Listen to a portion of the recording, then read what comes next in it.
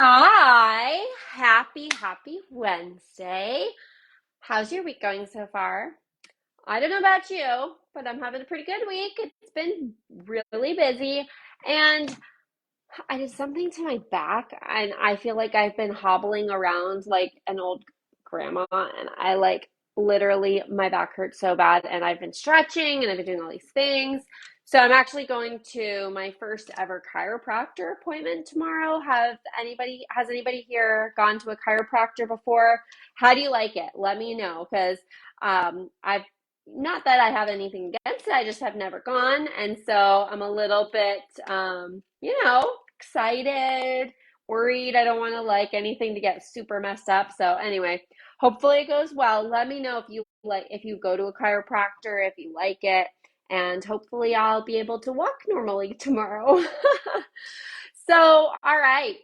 Today we are talking about reverse dieting.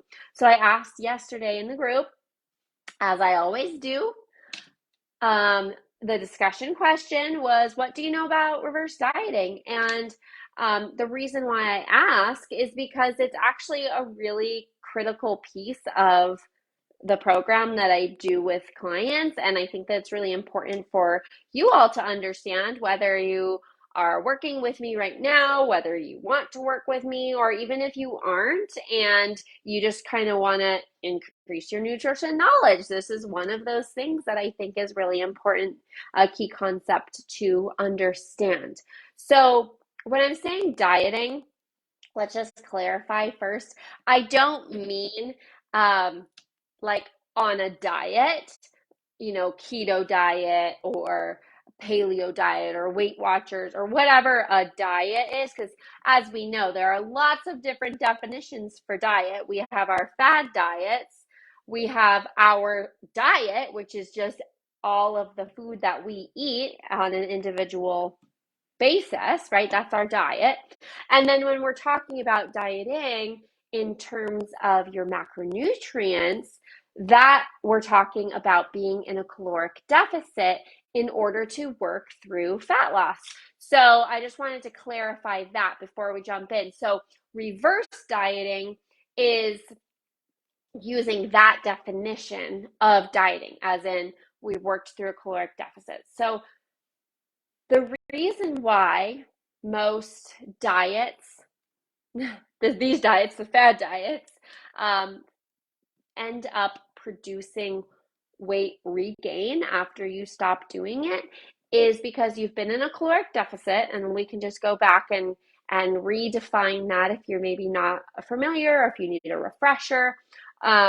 We have your maintenance calories, which I think I talked about this in the macros discussion, like kind of going more into detail about the macros, but based on a bunch of different factors, height, weight, age, sex, activity level, diet history, different types of things, we determine your maintenance calories, how many calories your body needs just to stay at its weight. And so then what we do, and I'm working with clients after we've done the foundational work, the awareness phase of the program, and we're into macro tracking and the fat loss phase, we have to work ourselves into a caloric deficit. So I calculate what the maintenance calories would be, and then we work through our caloric deficit. And here's the thing, your body is not meant to stay at a caloric deficit long term. It's stress on the body.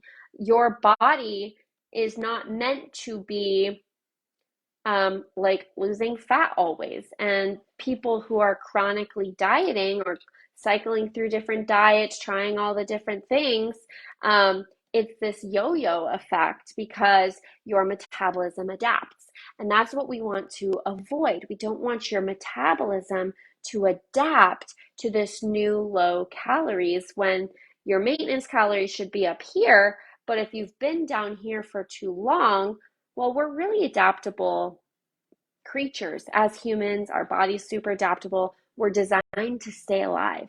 So if you're at these low calories for a prolonged period of time, your body's going to adapt to that. Your metabolism will adapt to maintaining your weight at this new low calories. And that's why we see a lot of times people struggle to lose weight if they've been dieting for months or years and that sort of thing. So we must work through a caloric deficit and a reverse diet to make sure that your metabolism does not adapt, so that you can still see fat loss, so that we can, of course, preserve your muscle, lose fat, and also have long-term sustainable results, because it's not realistic to expect you to stay down here at these low calories long term. And if you do, like we said before, your metabolism will adapt to that, but that doesn't give you much freedom to have, flexibility and balance in your diet, the middle definition, your overall what you're eating as your diet, okay? So what we have to do is, after we've worked through this caloric deficit and we're here down at the bottoms, then we will slowly and incrementally work your body, your metabolism, back up to its maintenance calories, but in a way that's slow and methodical so that you don't gain weight. So the reason why most people see weight regain after following some sort of restrictive diet is because, let's say they've been down here at a caloric deficit in, some restrictive diet. You can't sustain that. You can't keep eating like that. And then maybe, you throw your hands up, you jump off the wagon, you say, screw it. And then without realizing it, maybe you're back up here at maintenance calories, maybe a little bit above. But even if you're up here at maintenance calories, but you just make this jump, your metabolism has adapted down here to this new low caloric deficit. And then, boom, you're up here eating at or above maintenance consistently. Your body says, oh my gosh, all this extra energy. And it's adapted down here. It's under stress. It thinks that it needs to preserve energy. Now it has all this extra energy, right? Calories. And it says, I need to store this because I don't know when I'm going to get it again. So then it stores this extra energy, these extra calories, as fat, because it's been in this state of a caloric deficit. It's adapted there. And then with just jumping back up, there hasn't been the adaptation back up to where your maintenance calories should be. Does that make sense? So even though it's where your maintenance should be, your body has adapted down here. So if we've worked together, and I've done this with a ton of different clients, we've worked together to go down to a caloric deficit, reach a fat loss goal, and because your body's not meant to be in a caloric deficit long term, we want to slowly and incrementally work your way back up to your maintenance calories in a way that your body adapts to maintain this new lower body fat percentage, this new body composition that you've worked hard to accomplish through the caloric deficit. And by reverse dieting slowly back up, slowly adding calories back into your diet, back up to maintenance, it allows you to then hang out at maintenance. Your body adapts to that, and you can maintain your new low body composition while eating more food. Isn't that amazing? So that's why it's more sustainable long term, because now you're back up here at maintenance calories. There's more flexibility, there's more balance, there's a higher quality of life. You don't feel deprived. You're not like constantly starving, thinking about food, all of that. And so if you have a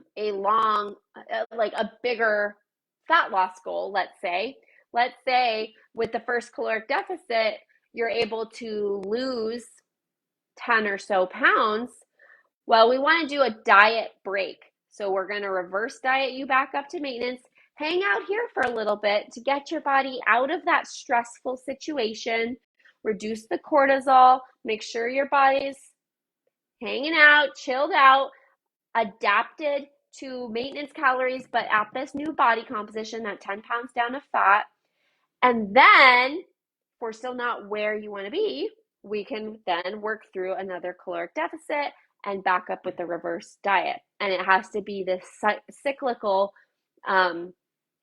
pattern in order to have that long-term sustainability and to actually maintain that fat loss that you've worked hard to accomplish. So if you've worked through a caloric deficit and you're hanging out here and then you jump back up to maintenance, your body will not respond favorably. It's going to preserve that extra energy as fat. And if you just lost a bunch of fat, we don't want that. So we need to slowly bring you back up to maintenance so you can eat more food, maintain your new body composition, and be a happy camper. So if you want to learn more information about that, for sure, reach out to me. I'm happy to chat with you more. I hope that this answered y'all's questions. I hope I explained it in a way. Maybe I got a little carried away, a little roundabout sometimes, but I hope that I explained it in a way that made sense. And if there's anything that you need clarification on, just comment and ask, and I'm happy to explain it further. And that's basically it. That's reverse dieting in a nutshell. So on that note, I'll let y'all go.